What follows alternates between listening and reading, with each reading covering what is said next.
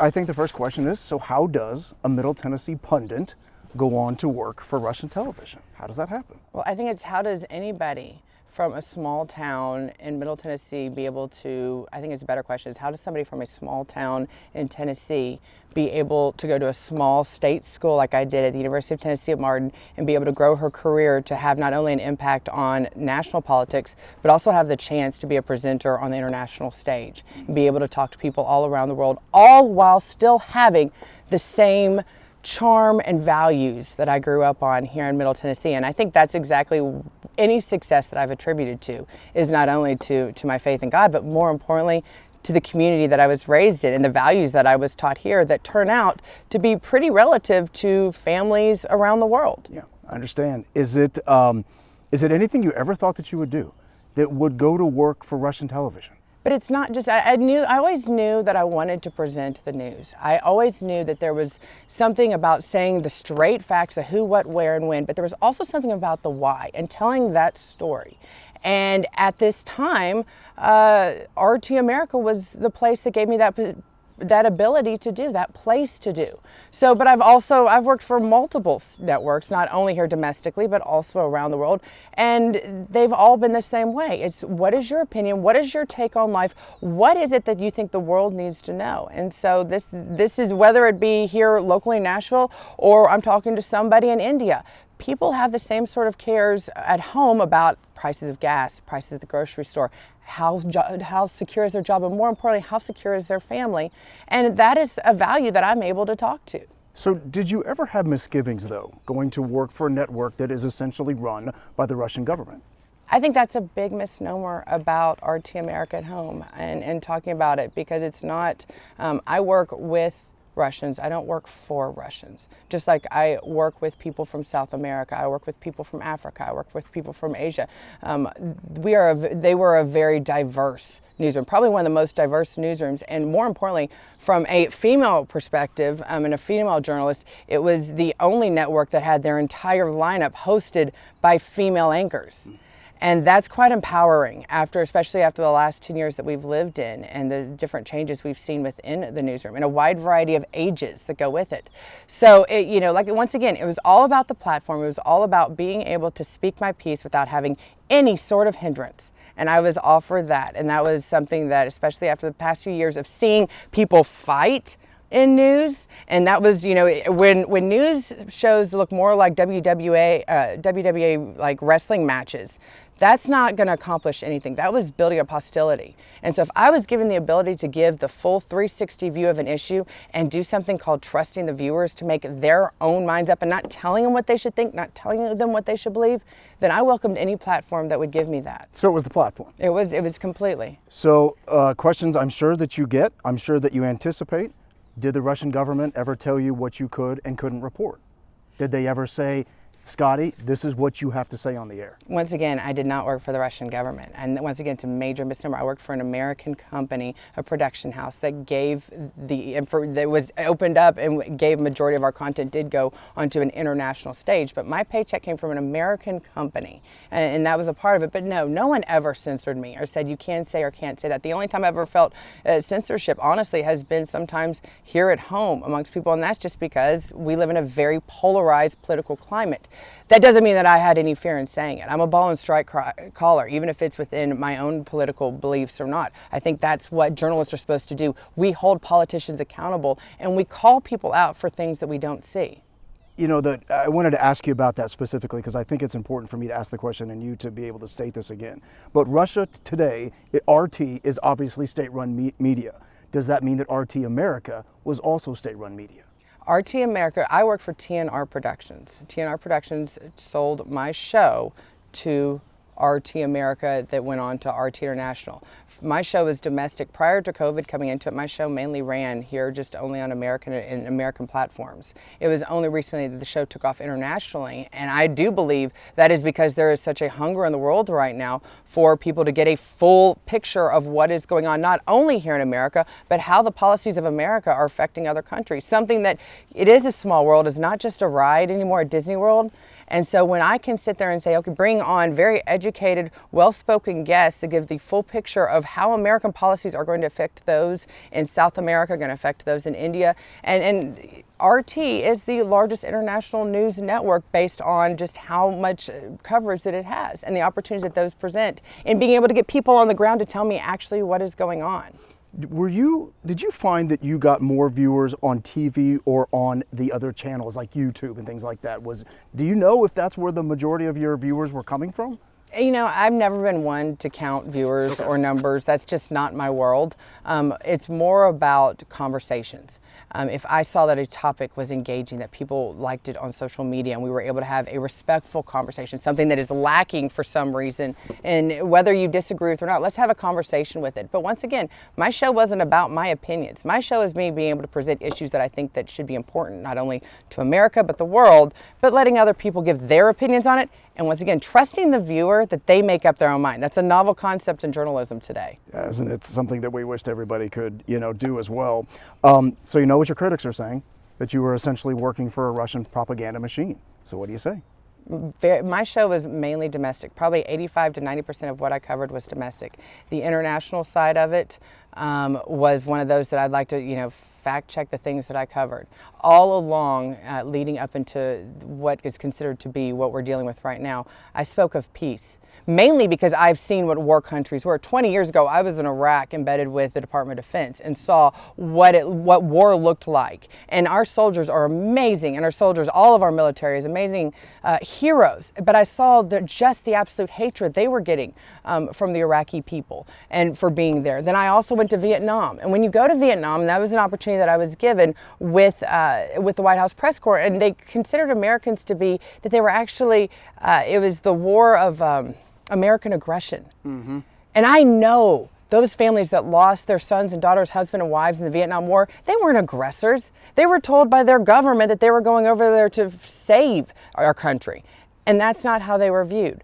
So once again, if my goal was to put out the truth and let the people decide to get as much facts as I could. So no, I do believe that everything that I did was based on my opinion, what I felt like that the world needed to know, is what I felt like Americans needed to know. So the clips that I have been able to see on YouTube is pretty much you just delivering the news. Mm-hmm. I mean, it is very much there. I did not see anything, but there's not a whole lot of it that's on YouTube right now that we were able to find.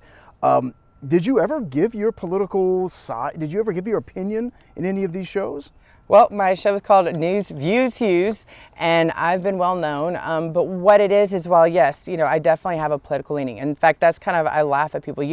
Teachers don't go into teaching because they hate children. Right. Caregivers don't go into caregiving because they hate to take care of the elderly. No, we go into journalism because we love the news. We have a passion for the news. We have a dedication to the news. So absolutely. There's this idea of unbiased journalism today doesn't exist. Every journalist has an opinion on it. The question is, are they strong enough? Are they dedicated enough to let that get out there without their opinion?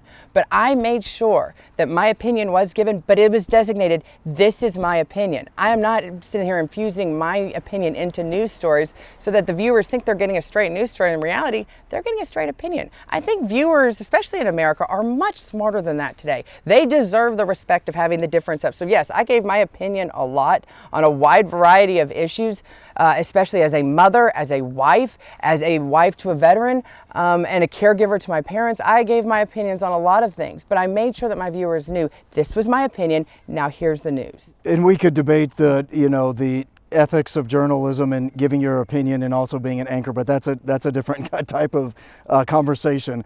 You and I wouldn't be sitting here if there wasn't a war in Ukraine, right? We should be, though. We should be friends, and that's the key. Is I think that we should be friends. There should be good communication between those that work on the network and international stage and here in Nashville. You would not believe the love. And when I would go to a foreign country, and I've been to Argentina, Vietnam, France, the love that when I said I was from Nashville, oh my gosh, you would have thought that I was Dolly Parton herself. Yeah. Granted, I probably have the hair like her. But there's so much, that itself right there was probably my best calling card, because people are like, tell us about Nashville. They hear so many great things about this town. And I was proud to say, I wasn't from Washington, D.C., I was from Nashville, Tennessee. Okay. And I think that right there is why this conversation should be happening. We should be able to have connections around the world and not be completely hated for that. No, I understand. And when I was saying that the reason that you and I are sitting down down is because of what has happened with RT America, which of course follows what is happening in Ukraine. And I'll ask you about in a moment about what you were told when ultimately RT America was shuttered. But I do want to talk about your opinions, and you can give or take what you can from people's tweets. And I gave up on that a long. Right? I gave up on that a long time ago on that side of it. Yes. But there's a couple things that I wanted to ask you about, and so one of them was some of your retweets, and let me read them. You retweeted a gentleman that wrote, "The Russians did not intentionally bomb Babi Yar." Of course, Babi Yar, historical site where Jews were slaughtered by the thousands by Ukrainian Nazis or for Nazi forces. That person then went on to say just north of the site is a street named after an infamous Ukrainian Nazi collaborator. You then tweeted this story with a headline that reads, "Ukraine Mall displays Nazi swastika on staircase." So I guess the question... Was that true? Is that a true story? So this is from the Jerusalem Post. So I don't know anything about the Jerusalem Post. But I do think it's important for me. Oh, you're in media. You know about the Jerusalem. Well, I do know about the Jerusalem Post. This isn't a state-run media site. So many people look at the Jerusalem Post. So obviously. And what was the date of it too? So this was on February 27th. Right. No, that's when I retweeted it. But when was the article for? If you go and look at the article for it, the article was from 2 years ago. I think that one was. Okay. So this is not something just being put out because there's a battle going on. This is not what we consider to be propaganda. There is a long-term history here. So I think the question, though, is that Putin is being heavily criticized for lying to his own people, saying that the purpose of invading Ukraine is to free them from the Nazis. By retweeting this, are you continuing that false narrative? Once again, there's a lot of misinformation right now going out there on both sides that I think we can all, there's been lots of things that have been put out there by the mainstream that have been discredited. There's a lot of things that have been put out on the other side that have been discredited. There is a lot of misinformation, mainly because the majority of people who are talking about this region have never even known about this region up until 3 weeks ago. They've done a quick Google search. Many journalists, pundits out there talking about it have no idea, have never looked at this region before. Most people don't understand that the fighting in Donbass has been going on for 7 years. And I, in the position that I have, for the first 3 years, did cover stories of the fighting going on in Donbass, the children that were being slaughtered, the wives, the military battles. I did get to cover that. And even when I wasn't covering it, I realized it didn't take not much interest here in the West, just like a lot of the fighting internationally that happened. I mean, do you understand, for the last few months, for the past few years, Syria, Afghanistan since we were moved in August, South America, there is lots of fighting and civilians being brutally genocide, massacred because of their faith, because of their color of their skin. Lots of things happening around the world that we don't give any attention into the West until here. In this case, this has been going on for many years, many decades, but especially since 2014. And when you look back, and anybody that criticizes that, they obviously don't know Ukrainian history. Just like American history, there's a big difference between Nashville, Tennessee and New York City, New York. And the people that live there. You cannot sit there and broad brush an entire country, including Ukraine, based on just one thing. And people have to understand the background, the history. There is a great, deep connection. There's a reason why the majority of Ukrainians also speak Russian. It is just they're prior to this, even 3 weeks ago, I don't even think the Ukrainians or the Russians or any of us that were watching this thought that we would get to this point, that it would be this much of a battle. And that was my conversation at that point, was showing, listen, let the West stay out. We had this thing called the Monroe Doctrine, where we don't want people invading us and talking and dealing and other countries coming in and putting missiles on our borders, and we should do the same. Unfortunately, in this case, there could have been peace. There still can be peace. That was all that I was preaching, is, guys, keep the West out of it. You don't have the full truth. Let these guys work through it. And I do believe that Zelensky, who was elected as a part of the pro-Russian peace movement, he was the one put in. Him and Putin had friends. Zelensky is a comedian. His #1 place was around Russia. They had a chance at peace, but for some reason that went sour. Yeah. And that's the question that Americans need to be asking. And more importantly, what does this have to do with our backyard? What does a regional conflict have to do with us over here? It doesn't matter. It doesn't fight who's right, who's wrong, all of it.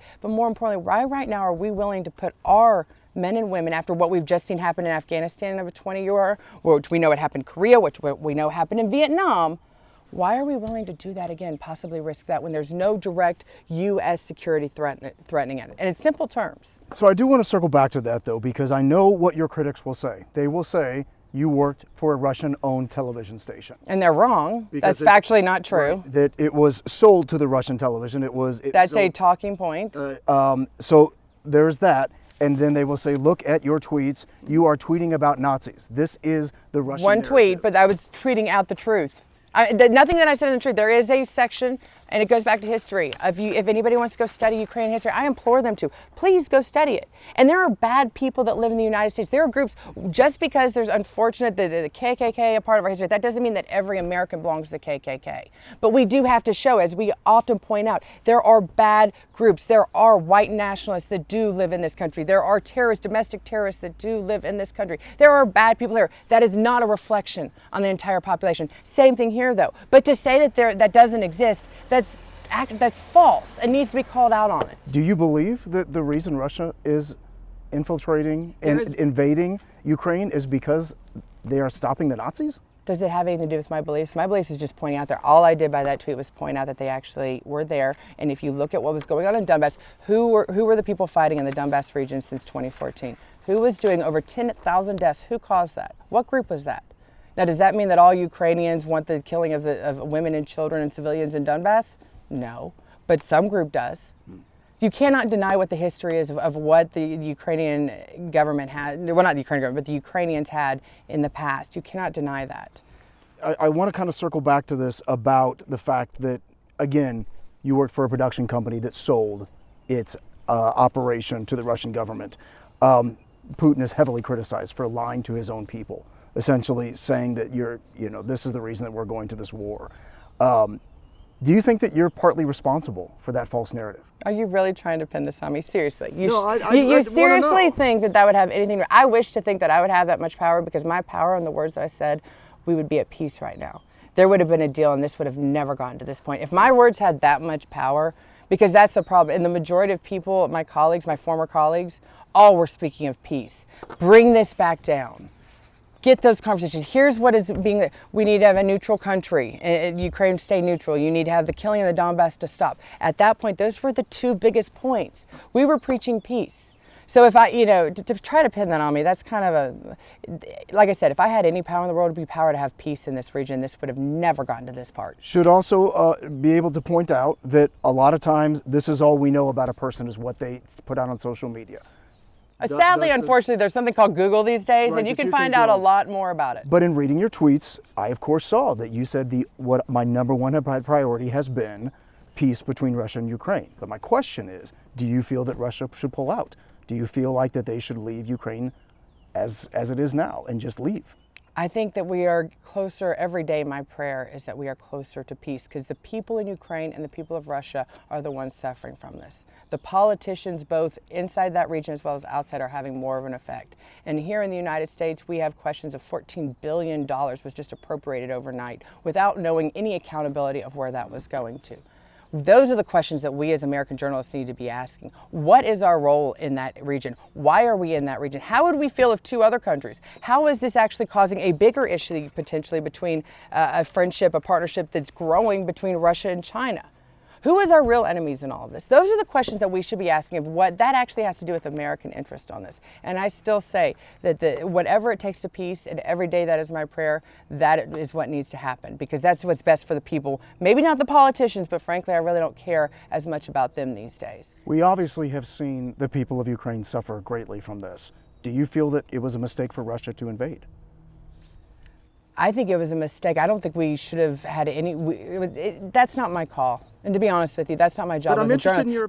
But that's not my job as a journalist to answer. My job is to say, how did we get into this conflict, and how do we get out? It's not my job to justify it. That's what the viewers are supposed to, by their own research, by going out, listening to interviews like this, but more importantly, finding their own research, not just taking one mainstream media source.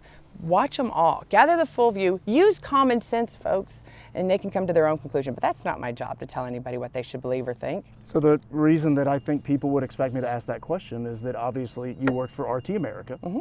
As a journalist, just like you. And except for I don't work for anything that is state-run. Now, I know that you said that your organization was owned by a production company, sold, but your critics say it's basically owned by Russia. And they could be critics can say all sorts of things. We could say that Channel 4 sits there and does discrimination against people of age. That's not fair. That's not, I don't think that you're going to discriminate against me because I'm 41 years old. I hope not, because I'm older than you. Well, exactly. But people are always going to have, that's the sad thing, is that people are always going to have those instead of, and it's, I think, one of my favorite leaders in this world, Margaret Thatcher, used to say, people are gonna, they throw names only when they've run out of anything else to say. Speaking of which, Margaret Thatcher facing criticism, let's talk about your critics. And you know where they are. Haven't we already talked about them? I thought we've already talked about it. But I do think it's fair for you to be able to respond to this. This gentleman saying you are quite literally working for Putin. Your actions will not be forgotten. Someone else wrote, I wonder if North Korea will hire Scottie, Nell, Hughes now. And this exchange especially, someone wrote, you work for Putin. How much lower can you sink? And you wrote back and said, I don't work for Putin. Let that sink in. And the person writing, yes, you do. And then they show your LinkedIn profile working for RT America. So I guess the question is, what do you say to people that would say, hey, listen, you're the one that signed up to work for RT America. You're essentially going to work for Putin. Well, first off, those people are even accurate. If these people that actually really exist and they're not just, trolls sitting in their grandmother's basements, as many of them often do, people are going to hate if they want to hate. If they want to be that close-minded, 99% of those people have never even watched any of the work that I've done or watched any of the station work they did. And from that perspective, that's very close-minded on them. And that's something that they have to deal with. But I know the truth. I know what my goals were in working for them, just like your goals in working here is hopefully to give honest journalism. And that was all that mine was. And they gave me a great opportunity to do that and never censored me to cover any of the stories that I thought were important. So that's on them. And it's very sad that, unfortunately, those are the highlights that you're looking at, because there's a lot more other ones that say, we miss your voice. You were always fair. You were just as tough on the Republicans as you were on the Democrats. You called people out. You weren't afraid. And you know what? It would actually probably help my career for me to come out and just completely bash everything that has to do with anything Russian, including the cats that they're now not allowed to compete because they're Russian cats. But that's not what my goal in all this. My goal, honestly, is the truth and to not have an agenda and to make sure that we do not cause ourselves to go even deeper into a very, very tense and horrible situation that will not end up good. War does not work well for anybody. I want to ask you about this last one that I kept here is that you responded, somebody that was saying, we're forced to consume mass amounts of Ukrainian propaganda every time we log on. It's only fair to actively see what Russia is saying too. And then you said, except you can't watch us. Were you surprised when RT America was shut down? Yes and no, because we have this thing in America called the Bill of Rights and freedom of speech and freedom of the press. And the sad part is, we have this wonderful thing also on remotes called the off button. And if you don't want to listen to something, then turn it off. It's real simple. There's a difference between you turning it off and the government turning it off. And so the question is, what is it that was so powerful? What is it, if it was so wrong, did you not trust American citizens to turn that button off? What is it about that we were saying that felt like you needed to come down and make sure that that voice wasn't being heard? Were you given an explanation as to why? I mean, I think it's obvious right now. Anything that has to do with Russians being hated, we're pouring out vodka made in the United States just because it has a Russian name to it. Cats aren't being allowed. Houses that have Russians living in them are being terrorized. Businesses are being destroyed. Like, we're seeing a targeting right now of a demographic and a nationality that has nothing to do with Russia or Putin. It's just what's in their DNA. And I thought that was in America. We pride ourselves on diversity in this country. We pride ourselves in welcoming people in, giving them love. And here we're allowing this targeting of a certain group. It shouldn't happen to any group, whether it be from Hispanics, Russians, African Americans, any of that. That's what America was built on. And yet here we have this, obviously that's only if you fit the certain narrative right now. So my understanding is that some of the networks that were carrying you dropped, but then the funding was also pulled by Russia. Is that an incorrect narrative? I honestly don't know those logistics. So you don't know why? I don't know the business side. Okay. But I do know that there was so much hate that was being targeted, not only to myself, but colleagues, and to obviously those people that were from other countries, including Russia, but also from South America, others that I think just, that might have played a role into it as well. I just wondered if you were given any explanation as to why it happened. So I guess which leads me to my next question. Since Russia is so criticized so heavily now, and you are associated with RT America because it was where you worked, What do people say in your personal life now? What do you have concerns for your safety? You've mentioned that before. Well, I had a Channel 4 on my doorstep. Well, that's not a concern and my neighborhood, Right. and the whole reason that I'm sitting here is because I don't need that shown, because there are such threats. And that makes sense. I just wondered if you know, all this time that you have worked with them, and you've worked with them for years. 4 years, but I've been around for 10 years, Sure. but I've also at the same time with CNN and Fox. So, but I don't remember anybody ever criticizing you for working for RT America until now. Oh no, when I joined Okay. on, I joined on, that was a huge, that So also was a trended. thing. Okay. So, so maybe it's not that big of a difference now, but I just wonder if you're encountering hostility now in your personal life. I think a lot of people, especially those that know me and know that I've gone through fire before, know that I'm going to be frank and honest with them. And and a lot of people are just confused. A lot of people don't understand what's going on because it's a very confusing region. And they also don't realize that multiple countries, including the United States, have a role to play in this conflict right now and where we are in today. What they do know is that we have $5 gas at our gas pumps right now, and that's going to continue to go up.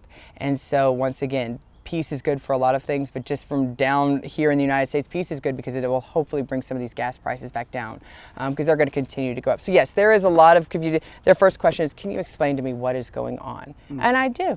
And it's complicated, but I've got the speech well enough that right now, and people are, and I'll call out both sides, what they've done right, what they've done wrong. But ultimately, it comes down to how the sooner that we can get this done is better for the people on the ground and better for everybody that's involved. Unless you're a politician, then you might lose your coffer. Right, and the politicians aside, I have to ask one more time what you think should happen in Russia, and in the Ukraine. Do you feel like that Russia should step away, or do you think that Russia should invade this country and take it over? I think they need to get along. I think they need to have a relationship just like we have with Canada and the one that we're trying to work through with Mexico. And that's not too far-fetched. Like I said, Zelensky was elected by the pro-Russian sympathetic groups in Ukraine. They should have been getting along. They were. 3 weeks ago, I thought we were on a path towards peace on this side of it.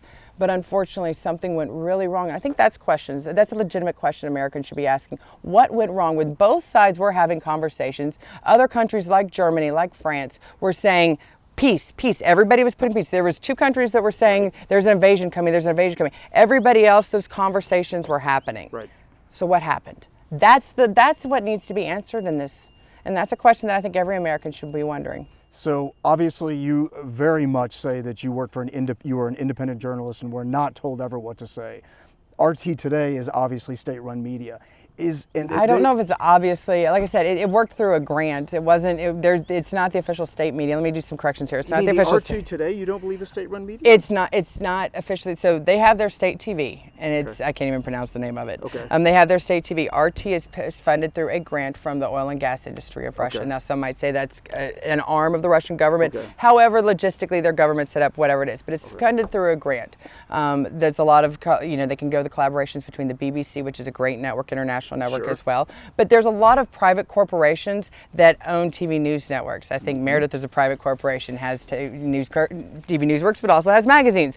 CNN was a part of Time Warner. Now it's T-Mobile. So this is not odd. It's just odd to us here to see that a private corporation decided to expand, and that's where this comes from. So the last question is, what now? We pray for peace. Well, that's number one. We absolutely pray for peace. Sure. The sooner the resolution in that area, because there's too many other issues right now in this world that we can't control. And those are ones that deserve our focus. This one's that we can, but that's if everybody involved wants peace. So my question was actually, what's next for you? What do you want to do? What would you like to do? Do you feel working for this network at all tainted you in any way with the American people or even internationally? I think if somebody's so closed-minded to not consider me as a journalist without actually looking at my work and what I've done and the type of show that I produced and what I was doing, then that's their loss at this stage. Because yes, there's always going to be, but guess what? Nobody has has a perfect role of employment. Everybody has had somebody that they've worked for that they're like, okay. Right. So, and if you want to hold me, if you want to have that sin on me, that's on your loss. Because like I said, the popular thing to do right now that, would be to go around and to totally insult who's given me, but for the last 4 years, I've been able to provide for my children. I've been able to provide for my family. I've been able to provide for my parents, and I've been able to actually share the values that I've learned here in Nashville, Tennessee with the world. And that's been a huge, huge honor for me to do, whatever platform that might be. And so whatever comes next, we shall see.